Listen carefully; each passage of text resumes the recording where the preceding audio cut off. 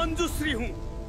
मैले चोभार खोज काटेर यो उपत्यकालाई मानिस बस्न योग्य बनाएको हुँ। म जनक, मिथिलाको राजा।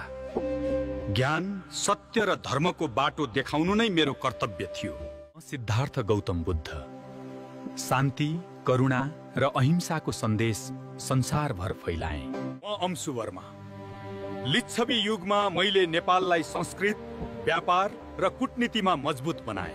म अर्निको, नेपालको पगोडा कला चीनदेखि एसियासम्म पुर्याउने जिम्मा मैले उठाएँ। म राम शाह, गोर्खाको न्यायी राजा। मेरो शासनमा अन्याय सह्य हुँदैन थियो।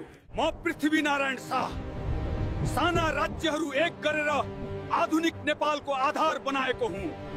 म बहादुर शाह, एकीकरणलाई विस्तार गर्दै नेपाललाई अझ ठूला भूभागसम्म पुर्याएँ। म भीमसेन थापा, राष्ट्रको स्वतन्त्रता र सेना सुदृढ बनाउन सदैव अग्रसर रहेँ।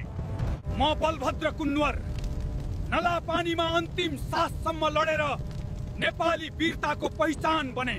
म भक्ति थापा, यो देशका लागि मृत्यु पनि मधुरै।